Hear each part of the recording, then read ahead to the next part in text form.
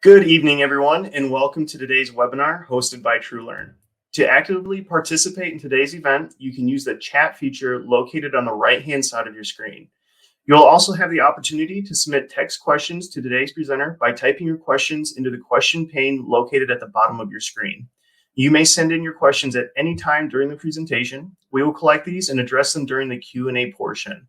A recording of today's presentation will be sent out to all registrants via email within 24 hours. I would now like to introduce our presenter from the Pediatric Physical Therapy Instagram page, Marissa Heilig. Hello, everyone. Thank you, Taylor, for that introduction. My name is Marissa. I run the Pediatric Physical Therapy Instagram page, as Taylor mentioned, and today we're going to be going over our NPTE study tips and how to make a schedule to best set you up for the exam. So just to start off with a little bit about me, if you don't know me already, I graduated in 2018 and I took the NPTE in April of 2018. I did pass on my first time. And you can find me on Instagram at Pediatric Physical Therapy, where every Sunday we post a practice NPTE question, and most of those are sponsored by TrueLearn. So we're going to have 5 sections that we're going to go through on this webinar. So the first section is going to be a content breakdown of the NPTE, basically just covering what is on this exam. A lot of you submitted questions prior to this webinar, and I'm going to do my best to answer all of those throughout the presentation. If you have any additional questions that I'm not covering, just drop them into the chat box and we will get to them during the Q&A. So this slide is the full content breakdown from the FSBPT website, which is the official website for the NPTE. So here we have all of the areas that will be covered on the exam. So as you can see, the 3 most heavily weighted areas are right up at the top here. That's going to be our cardiovascular, our musculoskeletal, and our neuromuscular. And these areas make up a large portion of the exam. So as we go through and we look at our study tips and our study schedule, you're going to see that these 3 areas are very heavily weighted. What's nice about a lot of the NPTE study tools is that they break up their study content into these same categories. So one of the questions I got was, what is the easiest way to break up the study material? I would break it up according to these categories. And again, putting most of your focus onto the cardio, musculo, and neuro sections. So there are 250 questions on this exam. However, only 200 of them are actually scored. The remaining 50 questions are going to come from questions that they are kind of trialing for future exams. So your final score will actually be only composed of 200 out of the 250 questions that you take. So there were 3 main breakdown categories within those categories of what you are going to be asked about. So the first one is the physical therapy examination. And these are the kinds of subjects that you can expect in that category. So the types and applications of tests and measures, so that's going to be your range of motion, your manual muscle testing, your sensory testing like cranial nerves. Your outcome measures are going to be your standardized or sometimes non-standardized tests like your Berg balance scale, your 6-minute walk test, your tug. Your anatomy and physiology is so important for this exam, and you should be studying it throughout for every system. And then we also have movement analysis and biomechanics. Kind of just, the foundations of physical therapy. So our next slide is going to be, or our next subject, is our evaluation, differential diagnosis, and prognosis. So this is going to be kind of the more medical clinical information of taking what we have from the examination and how are we going to interpret it and apply it to the patient. So for this, we need to know our diseases and conditions, pathophysiology, prognosis, non-pharmacological management, our pharmacological management, and then also we need to know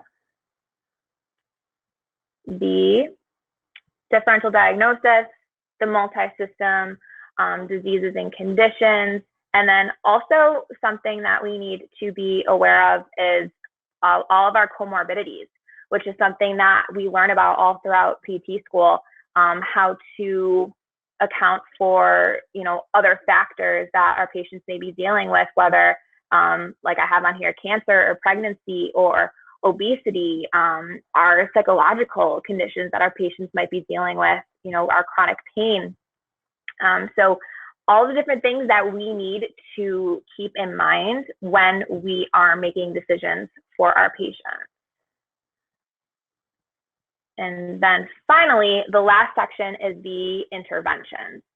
So for our interventions, that is where we are really putting on our PT hats and deciding what are we going to do with this patient. As far as how anatomy and physiology is related to interventions, that would be like, if you want to do electrical stimulation with a patient, where are you going to place the electrodes to get the best contraction? Do you know the safe heart rate for patients if you are doing cardiac rehab? Or do you know how to calculate like an expected heart rate max for a patient based on their age? So that would be like the anatomy and physiology relevant to an intervention. And then we also have motor control, motor learning, and adverse effects on each system from the intervention. So being able to take feedback from how the patient is doing and then make changes. So a lot of clinical decision making goes into this intervention section. Okay, so scoring the NPTE.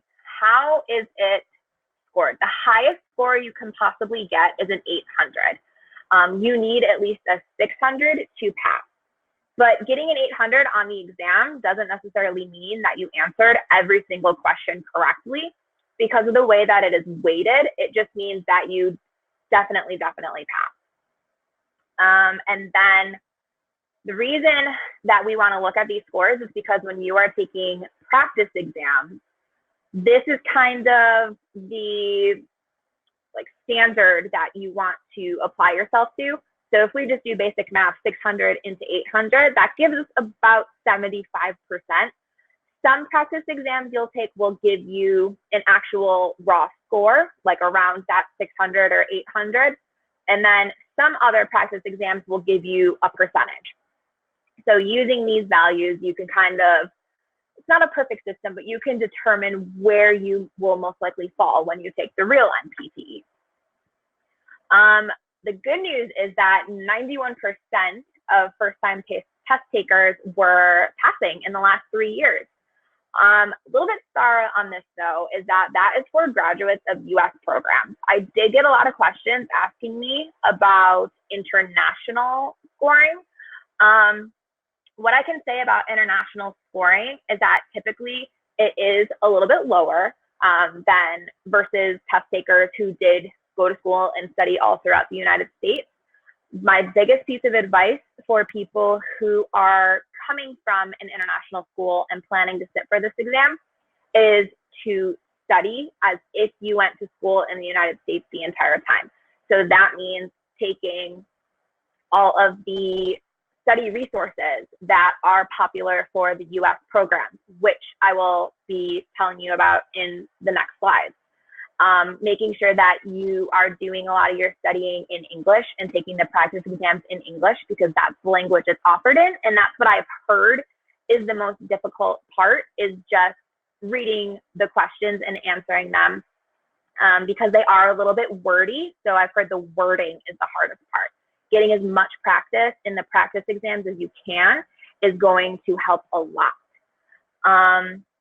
To sit for the NPTE as somebody who may have studied or graduated from a program in another country, your school has to be verified and determined to be substantially equivalent by CAPD, which is the accrediting body in the United States. So that would be specific to your school, and to find that information out, you would go to the FSBPT website. Okay, next slide. We have our study materials. So what kind of things do we need to study for this exam? So the first thing I would recommend is textbooks. So right on the FSBPT website, they have this awesome resource called the Textbook Survey. And what they did is they sent out a survey to all of the programs in the United States, and they just asked, what textbooks are you using? And so I have 10 of them listed here. These are the top 10. And basically what that FSBPT does is they take the data from this survey, and then when they make the exam, they pull all the information from these textbooks because they know that's what the schools are using. So our number one textbook to study from would be O'Sullivan, Physical Rehabilitation, classic textbook.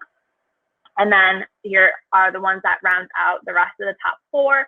If you want to take a screenshot of this, these are the textbooks that the information from the exam is being pulled from. And then rounding out the top 10 is these 6 remaining books. I don't have any specific, details or knowledge on these books other than if you want to study from the book that the exam is made from, these are the ones. So take a screenshot of it. Okay. And again, if you want to just access the full list of this or the full survey, you can Google FSBPT textbook survey, and the full thing will come up for you as a nice spreadsheet. The most important, I would argue, element for studying for the NPTE is going to be your practice exams and your practice questions. Studying from a book, studying from your notes is super important to get the baseline knowledge, but to really apply it and think like a physical therapist, you need to do some clinical decision making and some problem solving. And that is where the practice questions come in. So we have 3 sources for full length practice exams. So these are going to be, you sit down, you're taking 200 or 250 questions at a time as if you are sitting for the real thing. So the 3 big ones are going to be score builders, therapy ed, and the PET. So when you add them all up, the most practice exams you can take is, I think, 13. And that is including if your school purchases the academic PET. So on your own, with what is on the slide, it's 12. So you get, if you buy the Score Builders review book, it is 3 exams that comes from them. And then you can also purchase the Online Advantage, which is an additional 2 exams. From O'Sullivan, it's kind of the same deal as Score Builders. Purchase their review system, and you get 3 exams. When you purchase the PET, it comes with 2 exams. One of them is a retired NPTE. So that was a real exam that they gave to NPTE candidates however many years ago. And it's not in use anymore. And they took it and are giving it to you to practice. The second one you get with the PET is questions that have never been put on a real NPTE. They're still just as good, but they've just never been actually used before. So those are the 2 versions that you're getting. You can purchase the PET twice. When you purchase it the second time, it'll be a different exam. But if you purchase it a 3rd time or a 4th time, it'll start repeating the exams that you've already taken. And then, as I mentioned before, the academic PET, that is only available to you if your school purchases it for your entire class. So that's how you get the academic PET. All these prices are in US dollars. Somebody asked me, how many exams do you recommend taking? I took 5. I took all 3 score builders, and then I also took both of the PETs.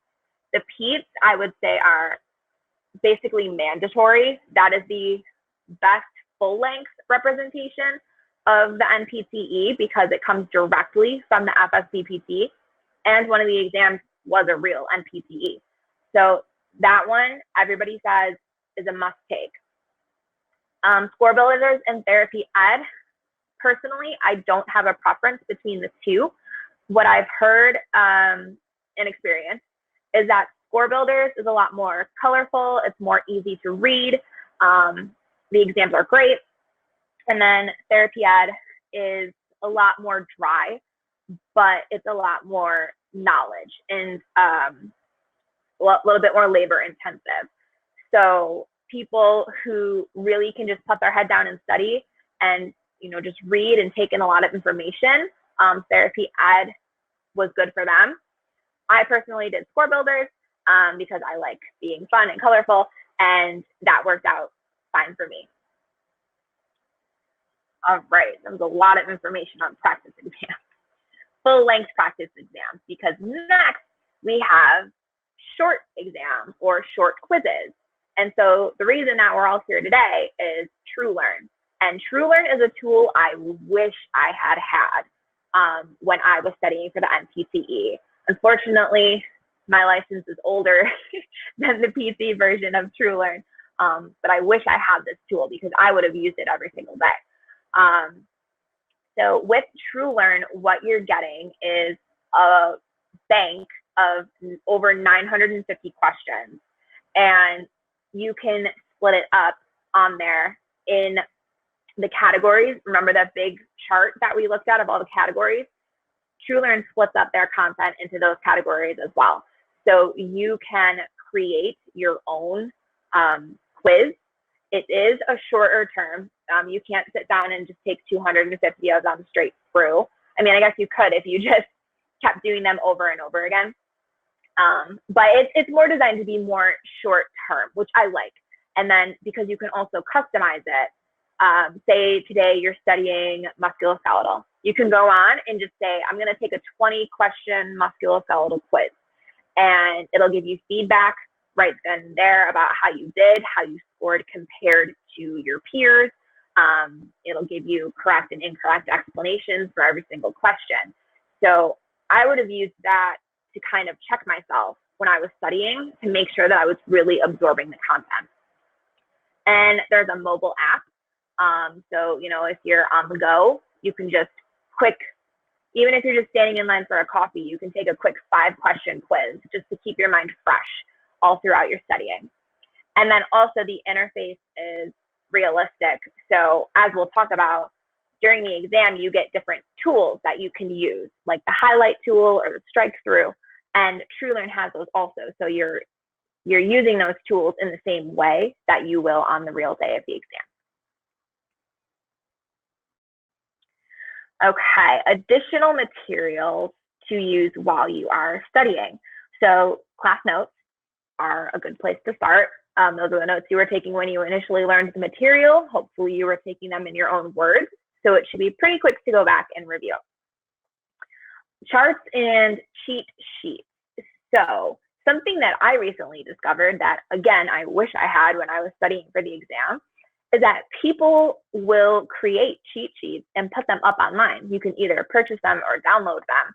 And say somebody makes a cheat sheet of like cardiovascular and pulmonary systems, like blood flow through the heart or something, and they'll make it really pretty, and you can just download that and have everything you need to know about that one specific topic on one page, nice and condensed. So if you just Google like NPTE cheat sheet, a bunch of them will pop up. So that is a really good tool to have to study. Also tied into that is that on exam day, you're going to be given, depending on your Prometric center, it's either going to be scrap paper or a whiteboard or a laminated sheet of paper with a marker. And when you sit down and when they say it's okay, you can start writing on that. So what I would recommend is think of things that you want to be able to quickly reference during the exam. So for me, what I did as soon as I sat down and they said it was okay for me to start writing, I drew the brachial plexus. That was the first thing I did. So kind of create a cheat sheet or things that you want to quickly reference or remember during the exam, and practice putting them all onto one sheet of paper. Practice it over and over again. So when you get into the exam, the first thing you do when they say it's okay, and I keep repeating that because there's a lot with like cheating and things like that. There's a lot of rules when you get in there. So when they say it's okay, you can start writing on that sheet. And if you have drawn it out 10, 50, 100 times, and you can, in under 2 minutes, just write all this information down on the sheet, you're going to have that reference throughout the entire exam. So that is a huge piece of advice that I love to give to people, is to create a cheat sheet, practice it, and then throw it onto the paper as soon as you get into the exam. And then you can kind of like empty your brain of all that material and just focus on the rest of the test. Okay. Somebody asked me if you would prefer using class notes over practice exams for studying. I definitely prefer practice questions over class notes, because reviewing your class notes is very important to get all of your basic information. But then practice exams and practice questions are where you're going to apply it and think functionally like a PC. So I would say kind of get all of your notes and paper studying out of the way in the beginning, and then focus more on the practice exam and practice questions. Section 3, study styles. So we have kind of 4 main learning styles.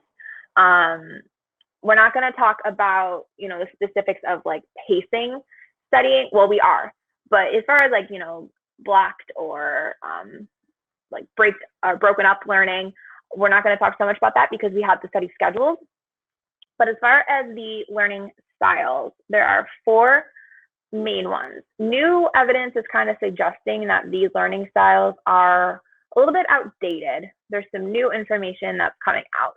So my advice is, don't look at this and go take a what's my learning style quiz and then say, oh, this BuzzFeed quiz said I was an auditory learner, so I'm going to only use auditory learning methods. I don't recommend that. What I recommend instead is to take strategies from each different approach and kind of combine them to create your own unique learning style. So I'll go through quickly just what some of the characteristics of each learning style are. And then whatever you think sounds good to you, take those and try them out. And if they work for you, great. If they don't, here's a bunch of other methods that you can try. So the first one is visual. So visual is going to be like those cheat sheets are going to be your best friend. Having everything drawn out on one page. You can color your notes. I had a Netter's coloring book, so I colored all of the anatomy in, and that's what helped me learn the anatomy. Watching videos, there's a ton of good YouTube videos out there that you can find. Visualizing all the processes. For me, I was a real visual learner with biomechanics, like the convex on concave rule. That was all visual for me. Anybody who's good at bullet journaling, this is probably going to be a good one for you. And then infographics are something that I really like, and you can find a lot of those online too. Our next one is the read-write learning style. So this learning style is good for people who kind of consider themselves to be more of like a classic student. So just taking notes, going over your notes, rewriting your notes, translating in quotes. What that means is, say you have a whole paragraph of text that you took in your notes, just kind of summarize it up and then rewriting it into language that makes more sense to you. And textbooks and flashcards are also really good for read-write learning style. So I was also a big translating person and also a flashcard person. So already my custom learning style is a mix of the visual and the read-write. Auditory learning style. So again, videos would be good for auditory learning, just listening to them. I know there's a few podcasts out there too that you can listen to. And then also if you have recorded lectures, which I'm sure if you did distance learning this year, you probably have a lot of recorded lectures that you can access. Mnemonics. So this is where you assign like a letter to represent a word, and you make like a phrase. So for the brachial plexus, they have the different divisions are the roots, trunks, divisions, chords, and branches. And the the mnemonic for that would be Randy Travis drinks cold beer, because the first letter of every word is the same. Physio memes, if you're familiar with Andrew Tran on Instagram, his website has an entire blog post of mnemonics that you can use for the NPTE. Some are really creative, we'll say, but you will remember them, I promise. So check out on physiomemes.com his blog post with NPTE mnemonics. They're pretty funny. Spoken summaries. So it's kind of like translating the notes, except instead of rewriting into your own language, you would just speak it out loud. And our last category is great for PTs. That is our kinesthetic tactile category. So being a very hands-on profession, this is a great way for us to study, especially if you want to study with a partner. So a lot of it is biomechanics and anatomy, right? And guess what you get to have when you are in the exam? Your human body. So, I mean, you can't stand up and walk around and roll on the floor or anything like that, but I definitely was in my little cubicle, you know, looking at myself and touching muscles and moving my joints and figuring it out by actually acting out the question, kind of, as best as you can, you know, without drawing attention to yourself. But when you're studying, you can definitely move around and flip and roll and whatever you need to do as much as you want. So studying with a partner, doing a lot of, you know, acting out, actually touching, feeling things. I still remember back to when I was in gross anatomy and, you know, seeing and actually doing the dissections. And whenever I think about a specific muscle or nerve or anything like that, I'm envisioning the cadaver in my lab. So, you know, that type of method sticks with me for a long time. And I think, you know, just being PTs, that probably is a method that works for a lot of us. All right. So should we study alone, with one person, with a few people? That is really just a personal decision for you. I know I had some classmates who studied Monday through Friday alone, and then on the weekends with partners or with a group. So, you know, there's pros and cons to each. So when you're alone, you can completely customize it to whatever you need to be doing. It's completely self-paced and individualized.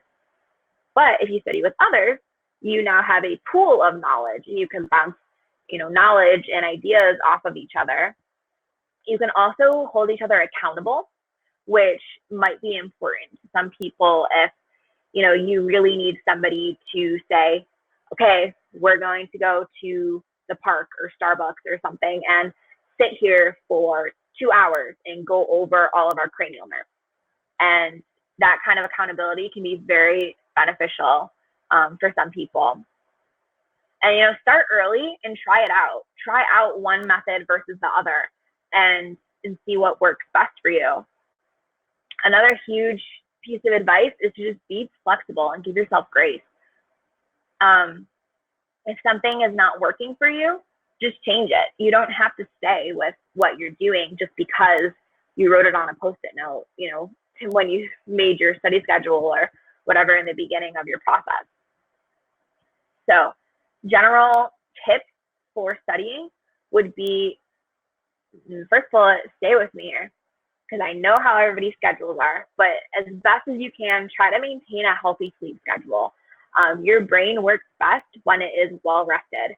So if you really want to absorb everything that you are putting so much effort into study, make sure that your brain is primed to accept and retain that knowledge. So eating and sleeping well. Eliminate distractions. You're not going to have Snapchat and Instagram and TikTok with you when you take the exam. So put your phone away and study as if you were really taking the exam. Treat practice exams like the real thing. So take the exam as best as you can at the same time of day as when you're going to sit for the real NPTE. So, I mean, if you're a night owl and you're taking these practice exams at midnight, 1 a.m., 2 a.m., your brain's probably going to work a little bit differently when you have to wake up on July 27th and sit for this exam at 8, 9 a.m. or whatever it is. So try to make your environment as true to the real test date as you can. And then give yourself breaks, give yourself a cushion. I think with the study schedule that I'm presenting today, if you're planning on sitting for the July exam, which it looks like a lot of you are, you will have, it's an 8-week study schedule that I'm presenting, and you have like 9.5 weeks if you start on Monday, this upcoming Monday. So keep in mind, you have 4th of July, you have Memorial Day, you have Flag Day, if you celebrate Flag Day. That is between now and July. So give yourself a break and be flexible with your schedule.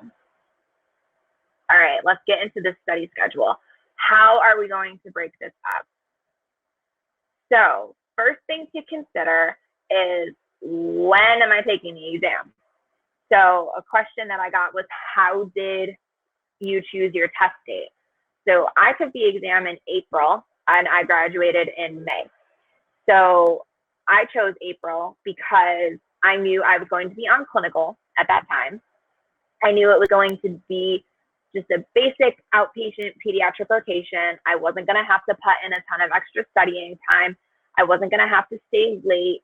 I was going to have a set schedule with a very manageable workload, and I was going to have my evenings free. So I knew I was going to have a good routine and the time to put into this.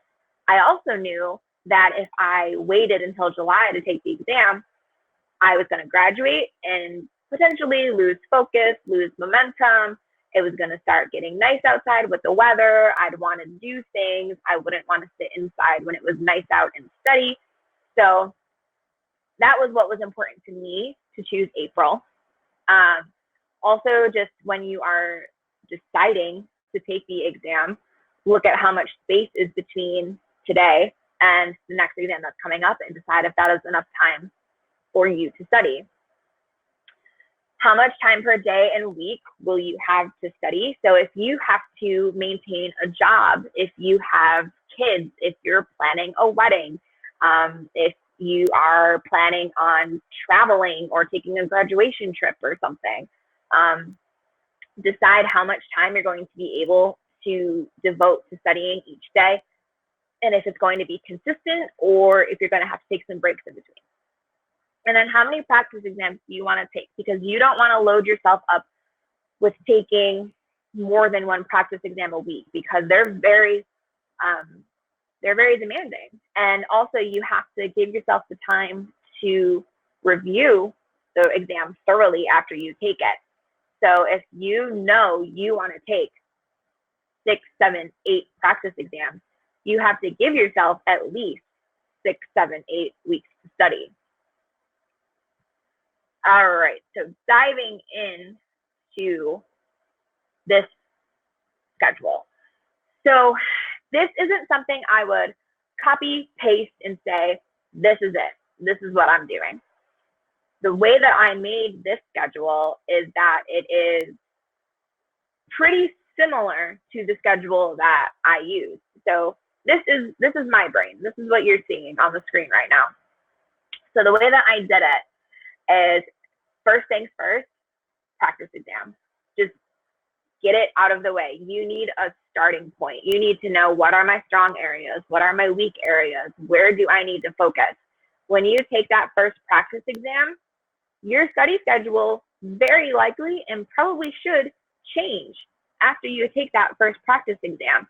Say that you scored really, really great in non-systems domains and really, really poorly in cardio, we'll say. Your time that is devoted to each of those sections, one of them should probably shorten and another one should probably lengthen. So I made this study schedule in Word, I think, Microsoft Word. So I just kept it on my computer, and as I needed to edit it, just go in and edit it. And you should be being flexible with yourself as you're making it. I also, if you'll notice, give a full day to reviewing each of the exams, because for as many minutes as you take taking the exam, you'll probably take 1.5 minutes longer. Does that math make sense? You'll take as long as you took the exam plus like half that time to go over it. So give yourself a lot of time to go over the exam. On this specific schedule, I have no studying on Saturdays, and that's because it was just not realistic for me to do it 7 days a week. So we started off with MSK is musculoskeletal. And then we also have, remember, those 3 main categories. Within each category is the examination, the evaluation and differential diagnosis and prognosis, the interventions, and then I gave 1 day for review. And this is how it goes for all 3 of those major sections. So you're doing an entire month here of just musculoskeletal, neuro, and then half of cardio. That's an entire month with this 8-week schedule that I have. And then if we go to month 2, weeks 5 through 8, it's a lot more colorful because we have a lot more sections to cover. But clearly here, I did not give as much weight to those smaller sections as I did to the bigger ones. Somebody asked me, how do I ensure that the information I'm taking in is retained? So if you'll notice, after the 3 main categories, the musculo, neuro, and cardio, I have the cardio review, musculoskeletal review, and neuro review. And then down here, we do it again. We have the musculoskeletal, the neuro, and the cardio review. So you're giving yourself days to go back and devote to that main topic in between all the other studying that you're doing. I saved the PETs for last down here and an entire day to review the PET. I do recommend taking the PET towards the end, just because it is the best predictor of how well you will do on the actual exam. And you kind of want that confidence towards the end. You know, you've taken all these other practice exams, so you should have an idea of how you're doing. And hopefully each time you take an exam, your scores are only going up. So by the time that you get to the PET at the end, you should be pretty confident. And trust me, it feels so good to take that PET and to see a passing score on it when you're done with it. And somebody else also asked me, how do you, make sure that you have as little nerves or anxiety going into the exam? And I would say the PET is the answer to that, because it can show you that you have potentially a passing score from that practice exam.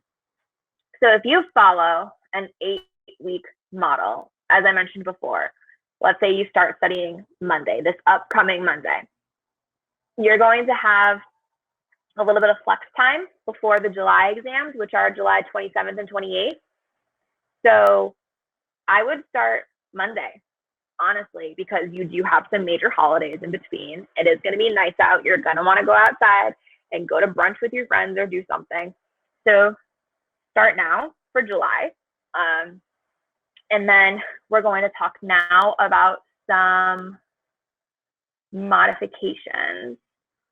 Okay, so when you are modifying your practice schedule, you are going to want to be consistently checking in with yourself. And I mean that in a few different ways. So check in with yourself. How are you doing on the practice exams? As I said, if you are doing super well in one category, shorten your time on that one. If you're struggling in another, lengthen your time in that category. So that's how you can modify your schedule, but also check in.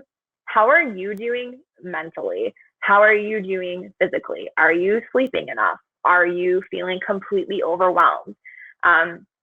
Give yourself a lot of grace when studying for this exam. It is a lot. And if you need to just take a day off and be to yourself and do self-care, do it. Because having a brain that is well rested is more important than just shoveling in knowledge that you're probably not going to retain if you're super stressed out anyway. So you have permission to just take a break when you need it. A good way to check in with yourself, and maybe if you're anything like me who might have some guilt or something about taking a day off, think about, is there an area coming up on my study schedule, say like integumentary or something like that, where you're like, oh, I have a day scheduled for integumentary coming up, but I kind of feel confident in that section and I really want a day off of studying. How can I be sure that I'm confident in this material?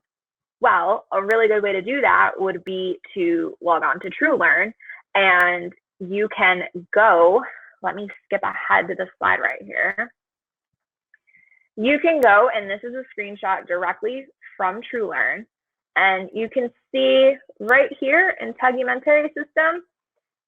At the time that I took this screenshot, there were 57 practice questions just on the integumentary system that you could take. And if you want to take a 25-30 question just integumentary quiz and you're like, oh, I got 85% of those correct, you can probably take off that day from studying integumentary because you solidly have that knowledge.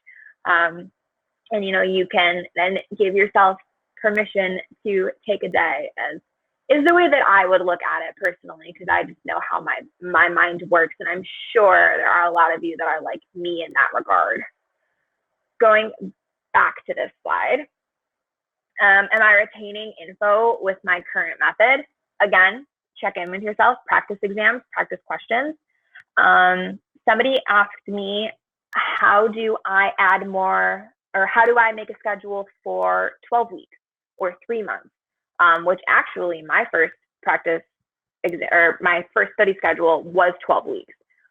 So the answer to that is just take the 8-week calendar I just presented to you and add more days in the areas that you're weak in. Still take that practice exam right off the bat, and then based off what those results were, add more review days to whatever topics were weakest in that practice exam. And somebody else also asked me how to study for the second time around. Same thing, practice exam right off the bat, look at the weak areas. If you know from your first exam what the weak areas were, add more content days to those areas. Also, really reflect and see if the issue was a content issue or if it was more of a test anxiety issue. Because I know some people who had the content down, but they had really bad nerves on the day of the exam. And so that affected their performance. So I would check in with yourself, see where the weakness came from, and then address that directly. If it was content, maybe you need to switch up your study method. If it was test anxiety, maybe you need to take more practice exams to get yourself into that headspace. Or if you're taking the PET, give yourself the confidence of, yes, I can do that, and to be able to then better perform because you're more confident. We went over that one already. Okay, our final section is actually taking the exam. How do I do this? So, test day readiness. So there are a few things you're going to want to do on actual exam day. So logistically, just know where your exam is, how you're going to get there, what time you need to be there, and have all of your identification. And if you need any paper or documents to go there, make sure that you have all of that organized and ready to go the day before, just so that you have a few less things to worry about. Eat a good breakfast, dress comfortably. If I remember from my test day, they make you turn out all your pockets, check any bags or anything you may be bringing with you. Bring as little as possible. Try to avoid a lot of pockets. Don't show up in cargo shorts because they're going to check every single pocket. Just make it as seamless as you can. Also, layers. Once you're in the exam room, that you have a light jacket on, they're going to make you decide on or off, because you can't have anything kind of dangling halfway or like that's zipped open. So know if you're a person who gets cold really easily or hot really easily, dress appropriately, because you cannot be shedding layers, putting things back on like that. And then another huge piece of advice I have is have a post-exam plan. So the last thing you want to do is sit through this super daunting exam and then walk out and think about it the whole rest of the day. That is the last thing you want to do. So know where you're going, have something to do to distract yourself. When I took the exam, the new season of Game of Thrones was airing, and I purposely didn't watch like the last 2 episodes so that I could get out of the exam, go home, make pizza bagels, and watch Game of Thrones in bed. Like that was my total mind distraction plan. So make sure that you know what you're doing. Somebody asked how to deal with test anxiety. Make sure you have as much squared away as you possibly can so that you just have less things to think about. Only worry about the things that you have control over. And then also remember, everybody walks out of that exam feeling like they failed. Everybody. It does not matter how people that get 800 walk out feeling like they failed. So that is completely normal to feel that way. Okay, so strategies for taking the actual questions. Read the entire question slowly and also read every option. Just read the exam as you are going through it. Some of the information is relevant, and honestly, some of it is not. But the good thing about this is that we have the highlight tool, which is a feature you can find on TrueLearn and some of the other practice exams. So basically, it's an online highlighter. You click and drag the mouse, and it'll highlight whatever text is underneath it. So that is how you can identify important information within the question, is you can literally highlight it on the screen. And that's what I mean by use the tools to clarify questions and answers. Another tool they have is the strike through. So if you read an answer and you know 100% that is not the correct answer, by clicking on it, clicking on the text of it, not the bubble, clicking on the text of it will strike through the answer, so it's no longer readable. If you need to go back and change it and you decide that is the answer later, you can unstrike it. There are no penalties for guessing. So make sure that you mark every single question, put an answer down, even if you have absolutely no idea, you have a 25% chance that it's correct. Okay, you have approximately, if you do the math, if you divide 5 hours by 250 questions, you have about 72 seconds per question. So my advice is if you stare at the question for 1 minute, 60 seconds, and you have absolutely no idea, flag it and move on. And you can always go back to it later, but don't waste time on questions that you have absolutely no idea. When you go back to your flagged questions at the end, then you can, whatever time you have left, devote more time to those. Also, it's completely normal. When I took practice exams, I never used the flag tool. But then when I got to the real exam, I used the flag tool a lot, and I passed. So it's normal, and it's okay if you do that. How to narrow down from 2 possible answers was another question that somebody asked me, and here is the answer. Choose the safest and most effective option.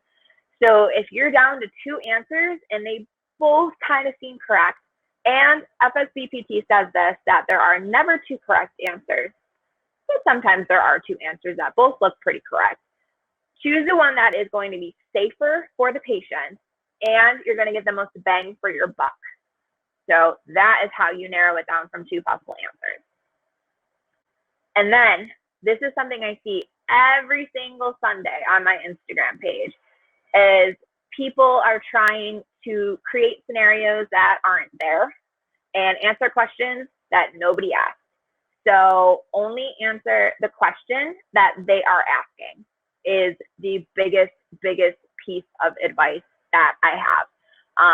I know sometimes people come in with stuff from their clinical rotations and they are thinking like, oh, well, you know, I saw this patient in one of my rotations and they had this presentation and we did this with them. But maybe that was super specific to that patient and it wasn't actually best practice or in line with the clinical practice guidelines.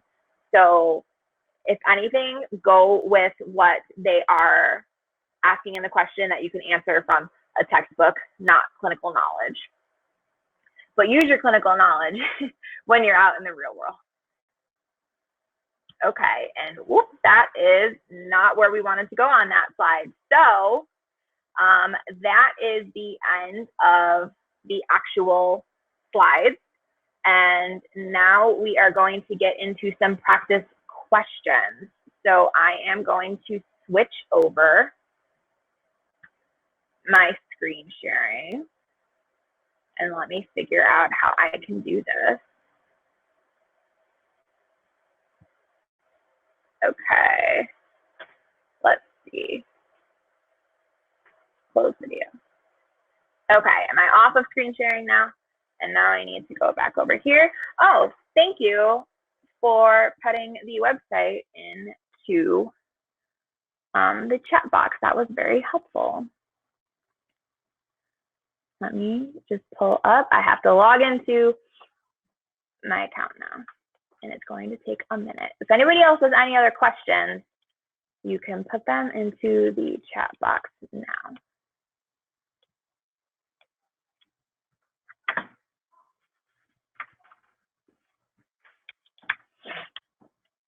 Okay. Let's see. This is quick. Let's start. All right, I'm going to share this other screen now.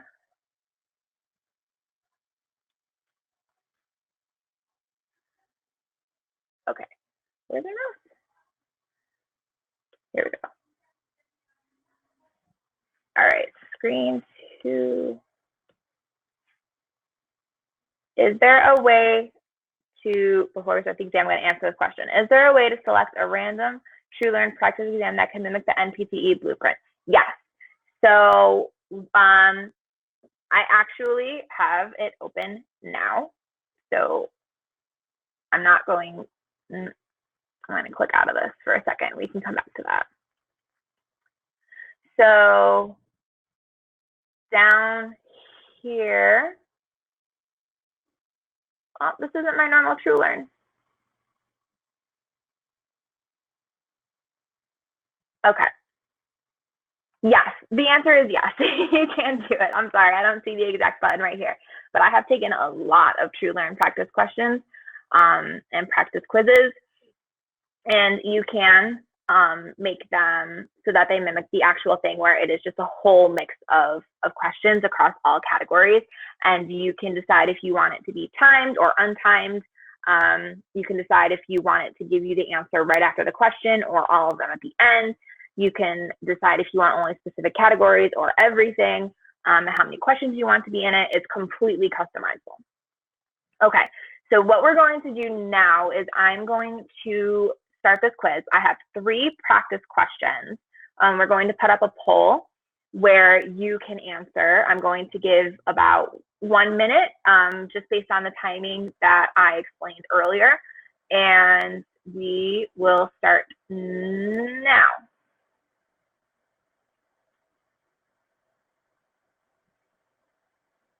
Okay, so an elderly patient is admitted to the hospital after a fall resulting in rib fractures and pneumothorax.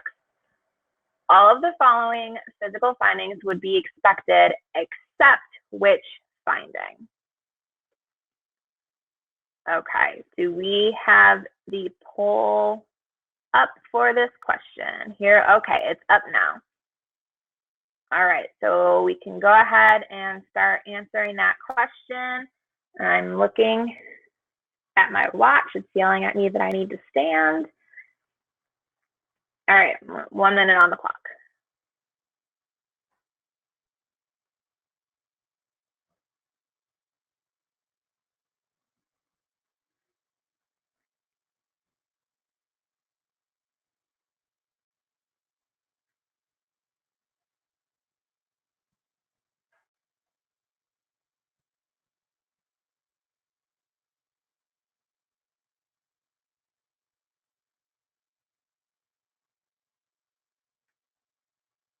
Got 20 more seconds.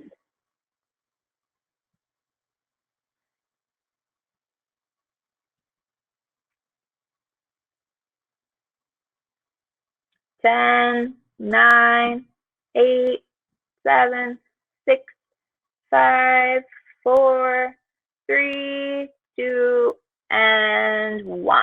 Okay. All right, looks like we've got about 20 votes in, and people are changing answers. You can do that. All right, let's go ahead and answer this question. So the correct answer is A, tracheal and mediastinal shift toward the injured side. So let me show you why I chose this question. Oh, and this is what TrueLearn looks like, by the way. So you have our strike through tool, we have the highlight tool. You can make a note if you want, mark it, or the feedback. Okay, so the answer is A. So good job, everybody.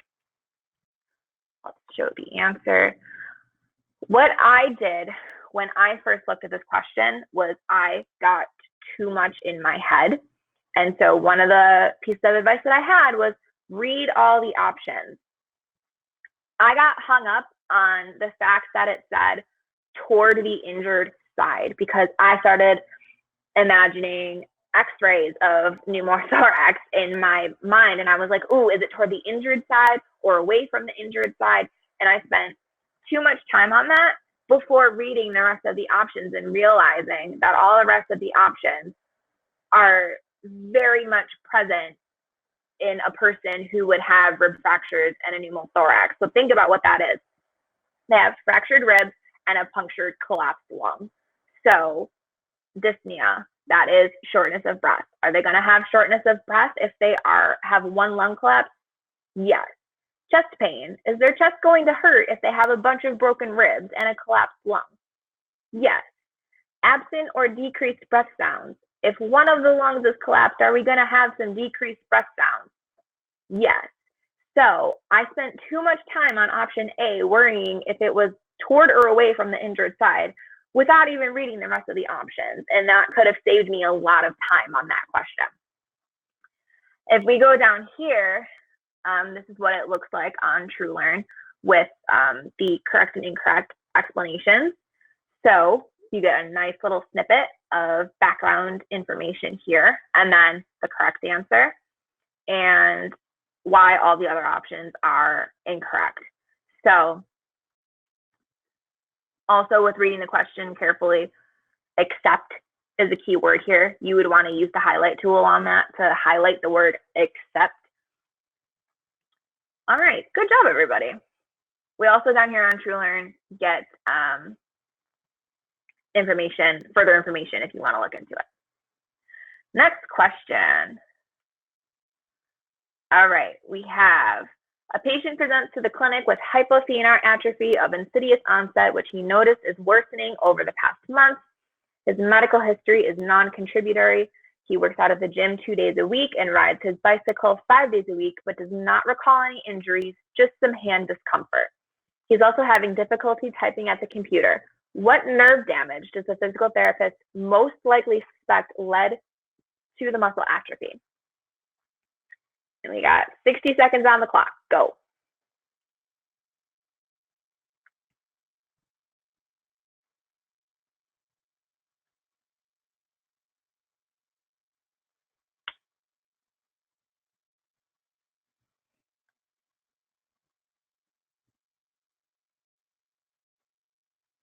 These votes are coming in a little bit slower. It's a long question, very long question. So again, somebody asked about how do we differentiate important from not important information.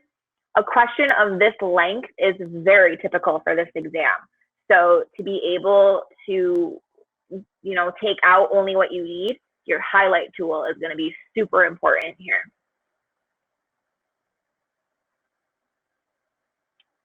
And time. Okay.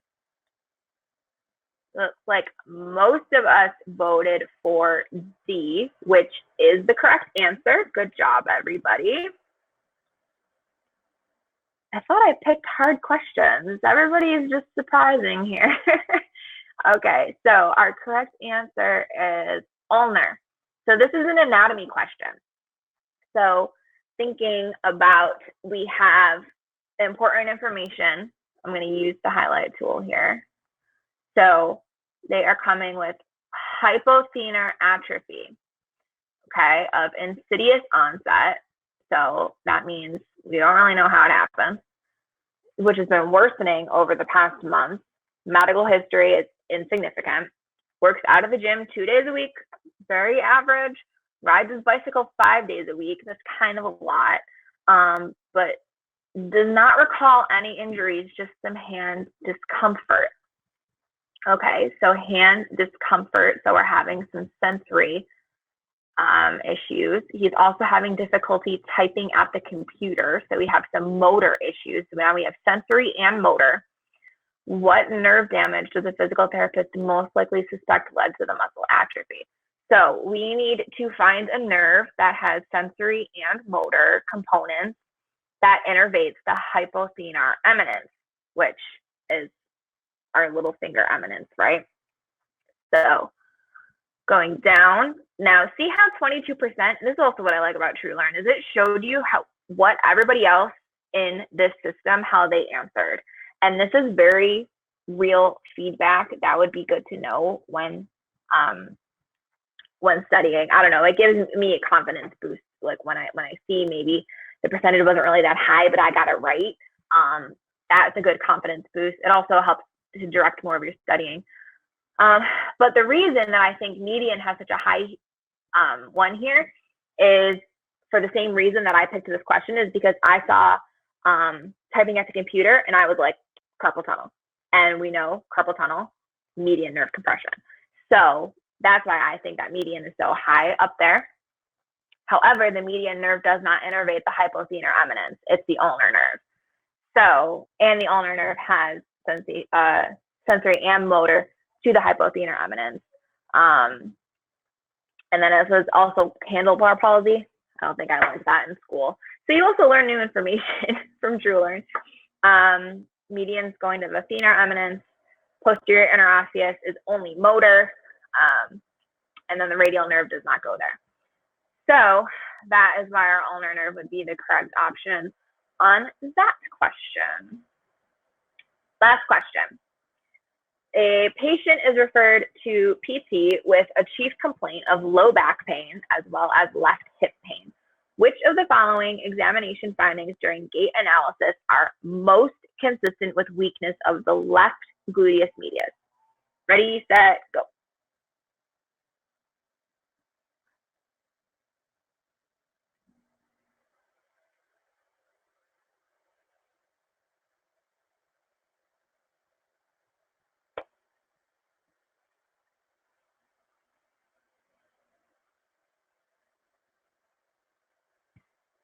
This is another one that's tricky because you have all of your options. And this is also very common on the exam, is having the all capitalized text of left, left, right, right, left, right, left, right, and trying to keep all of it straight. This is where the kinesthetic studying comes in, because I would be sitting in my chair on these questions, just like dancing, trying to act them out. But usually acting them out leads to the right answer. So do it. And time. Okay. All right. So We've got a lot of votes for A. Good job, everyone. Oh, I still see some coming in, but we're going to keep moving ahead here. All right, option A is our correct option here. So we have someone coming in with left hip pain. Now, this is kind of one where some of the information in the question ends up not being super relevant. So really, you can answer the entire question just in the second sentence of which of the following findings during gait analysis are most consistent with weakness of the left gluteus medius. That's all you need to answer this question. The first sentence is kind of irrelevant at that point.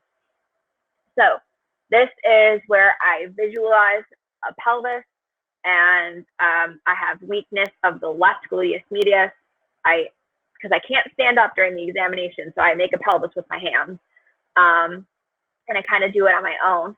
So my left one over here is my weak one. So I know if I walk through each option, read them slowly.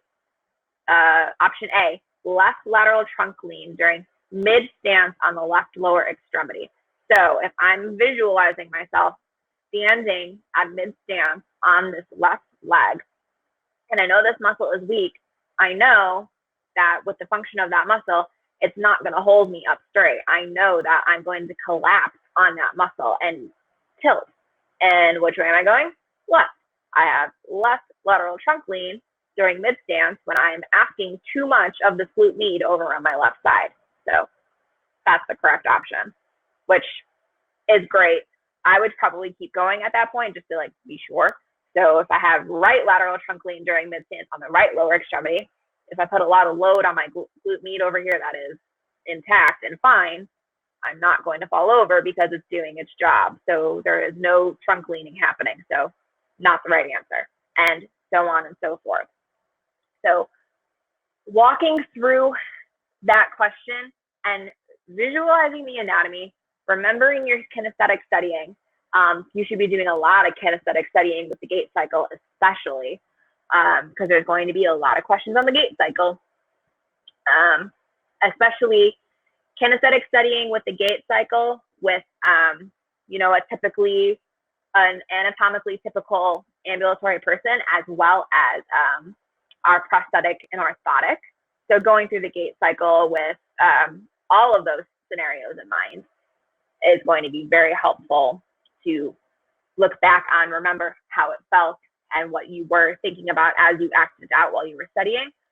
That's how I answer these questions. So again, important to have a good understanding. This is a very, very long explanation, which is appreciated here. So this is what our TrueLearn looks like. Good job, everybody, with those questions. I thought they were going to be trickier than they ended up being, but I guess you guys are all just already prepared too well. So moving on from that, those are all of our practice questions that I was going to go through. So I would like to open it up now to if anybody has any other questions.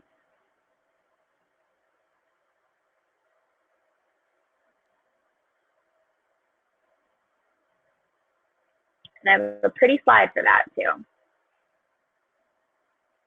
There it is.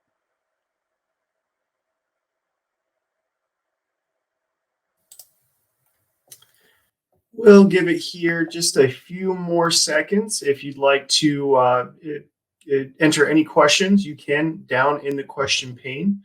We do have one from Jeffrey. Is this review for PT or PTA exams?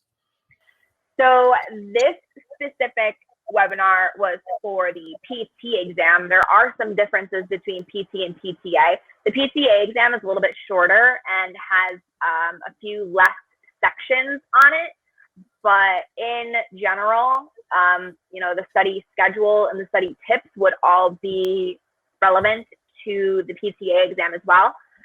There are, for every resource there is for the PT exam on the FSBPT website, there is an equivalent for the PTA exam. So the textbook survey is also for the PTA exam. Any statistics or anything are also going to be relevant and available for PTA on the FSBPT website.